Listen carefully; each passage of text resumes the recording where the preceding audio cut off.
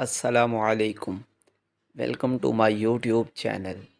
بسم اللہ الرحمن الرحیم۔ احسن ترین فیصلہ، نبی پاک صلی اللہ علیہ وسلم کے نواسوں حسنین کریمین نے 2 تختیاں لکھیں۔ ہر ایک نے کہا کہ میری تحریر اچھی ہے۔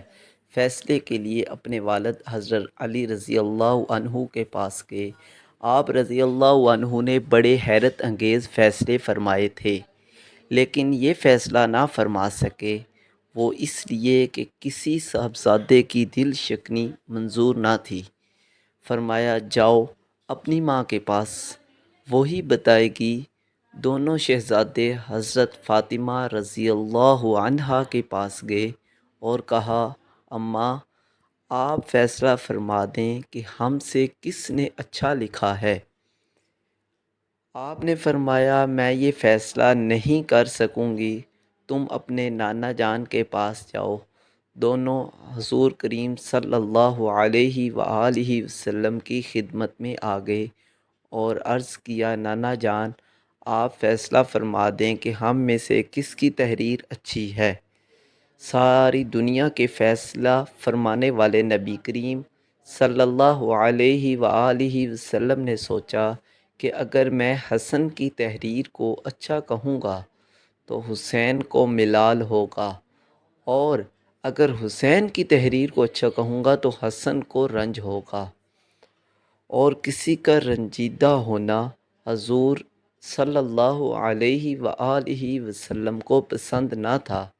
اس لیے فرمایا کہ اس کا فیصلہ حضرت جبرائیل علیہ السلام کریں گے۔ حضرت جبرائیل علیہ السلام حکم رب جلیل تشریف لے آئے اور عرض کیا یا رسول اللہ صلی اللہ علیہ وسلم، اس کا فیصلہ اللہ تبارک و تعالی فرمائیں گے۔ میں ان کے حکم سے جنت سے ایک سیب لایا ہوں۔ اللہ تعالی نے فرمایا کہ اس جنتی سیب کو تختیوں پر گراؤں، جس تختی پر یہ سیب گرے گا اس کی تحریر اچھی ہوگی۔ جب دونوں تختیوں کو اکٹھا رکھا گیا اور حضرت جبرائیل علیہ السلام نے ان کے اوپر سیب گرایا، اللہ کے حکم سے راستہ میں ہی سیب کٹ کر آدھا ایک تختی اور آدھا دوسری تختی پر گر گیا۔